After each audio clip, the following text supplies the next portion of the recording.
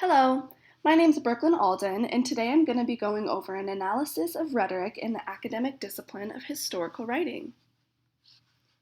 So before I get into the analysis, it's first important to understand why it is that we study history.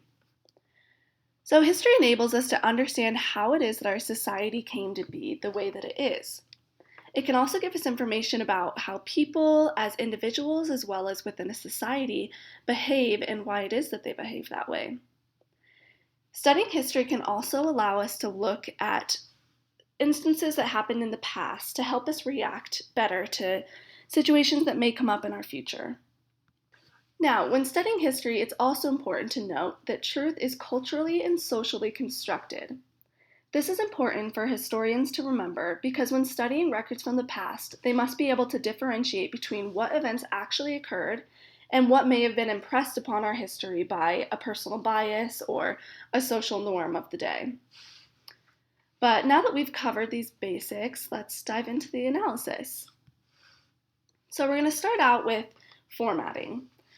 Now, when we write in the historical field, we always use the Chicago referencing style. The Chicago and Turbine referencing styles are often intertwined, but they're actually two distinct styles. Chicago is used by academics in the professional field, and Turbine is used by students. Another distinct characteristic about the Chicago style is that it uses footnotes instead of in-text citations or a bibliography. Rather, the citations listed at the bottom of the same page of which it was referenced. The main reason behind this use of the citation style is mostly due to the sheer quantity of references that historical writing tends to require. Since no historian could ever give a first-hand account of all of history, all historical writing has to be based on either a primary or secondary source. And as a result of this, one historical article could contain so many references that including them all as an in-text citation could hinder the flow of information and distract the reader from the topic that the author is trying to discuss. Another reason for the footnotes is that the author could include a note for the reader regarding the reference or just a note that they wanted to point out to them. Also, historical writing doesn't include a title or cover page. Instead, they write the title of the article and the author's name in large text at the top of the first page, and it's always preceded by a line that appears directly above the first paragraph, so separating the heading from the body of text itself. History doesn't usually include an abstract, but on the off chance that they do, the abstract will be included above that line. Finally, historical articles are divided up into sections, but we're going to talk more about this later. So here's an example of a footnote, and as you can see in this example, the author was both talking about the reference as well as maybe giving the reader a launching point that they could do some more research of their own. So moving on to the structure of the argument, as I mentioned before, historical articles are always divided up into sections with an introduction, usually a variety of subpoints, and then a conclusion that will wrap all the subsections together. The sections are usually arranged chronologically since historical arguments will typically go in the same order that the events occurred. They're also structured according to a standard essay, although they do not necessarily include an introduction, since the author most likely introduced that concept in their introductory section at the beginning of the work.